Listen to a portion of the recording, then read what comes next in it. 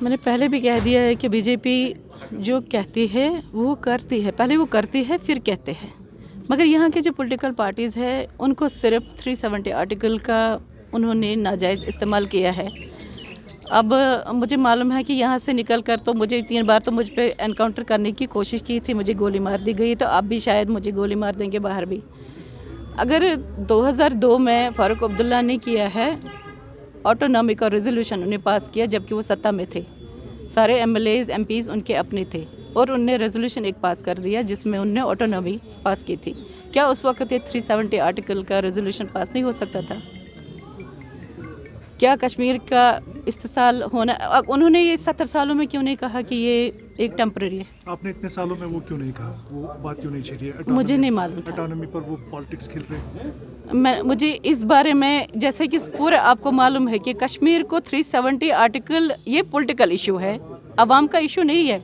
अगर ये अवाम का इशू होता तो आपको पता था कि जो 5 अगस्त के बाद हुआ उस वक्त क्या अवाम में से कोई आज तक निकला, किसी ने बात की 370 आर्टिकल का रिवोक होना क्यों ऐसा अच्छा नहीं था? सिर्फ ये पॉलिटिकल पार्टीज का इशू है। सर, ये अच्छा डिसीजन था गवर्नमेंट का? ये सर ये एक सही डिसीजन था।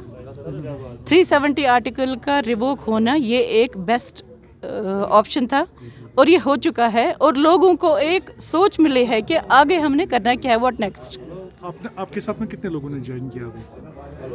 काफ़ी सारे लोग हैं, लगभग तकरीबन। अभी तो कुछ ही, मैंने बोला था कि कुछ 20-30 लड़कियां अपने घर से आसपास के आए थे, ऐसे एनजीओ के, मेरे लोकेलिटी के, तो बाकी सारा वुमेन फोक था हमारा जम्मू कश्मीर। कितने लोगों ने ज्वाइन किया? 30-40 जी।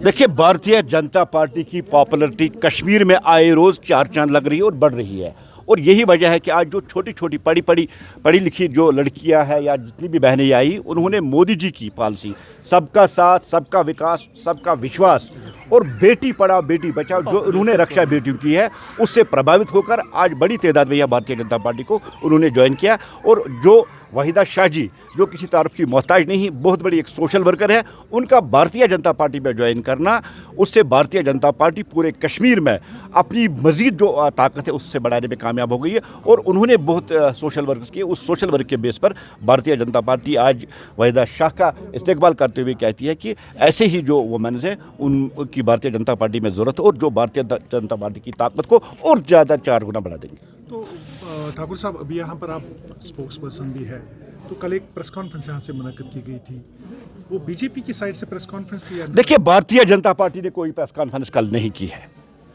As official spokes person. अगर प्रेस कॉन्फ्रेंस करनी होती तो मैं प्रेस कॉन्फ्रेंस करता, या जो हमारे और स्पोक्स पर्सन है। और जो कल कुछ लोगों ने भारतीय जनता पार्टी का बैनर इस्तेमाल करते भारतीय जनता पार्टी के यहाँ बैनर के नीचे प्रेस कॉन्फ्रेंस दी, और जो कुछ उन्होंने कहा है वो उनकी ज़ाती राय हो सकती है, पार्टी का साथ उसके साथ कुछ लेना है। न वो पार्टी ने उनको वो अथॉरिटी दी है, और न वो अथॉरिटी पर्सन है कि वो मीडिया के सामने जाए, और न उनके पास वो अथॉरिटी है कि वो डिसीजन ले सके कि हमें किसको सपोर्ट करना है और किसको सपोर्ट नहीं करना है।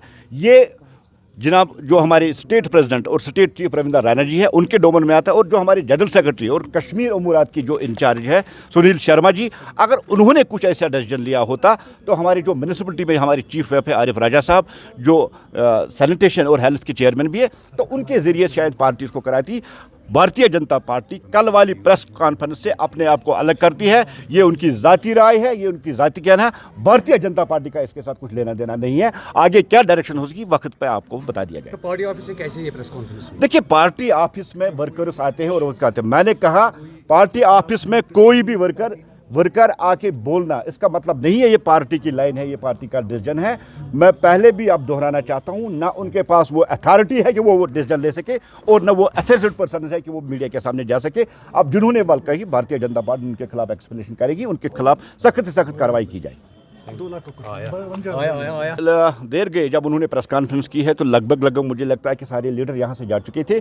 और कल जो हमारी नोटिस में आया, तो भारतीय जनता पार्टी को बिना पूछे और भारतीय जनता पार्टी की जो पॉलिसी थी अभी कोई डिसीजन ही नहीं लिया था हमारे स्टेट चीफ ने कि किसको सपोर्ट करना है, किसको नहीं करना चाहिए, नहीं करना चाहिए।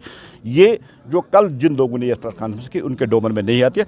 भारतीय जनता पार्टी पक्का उनके खिलाफ एक्शन लेगी और बहुत जल्द आप भी देखेंगे उनके खिलाफ जो एक्शन ली जाएगी।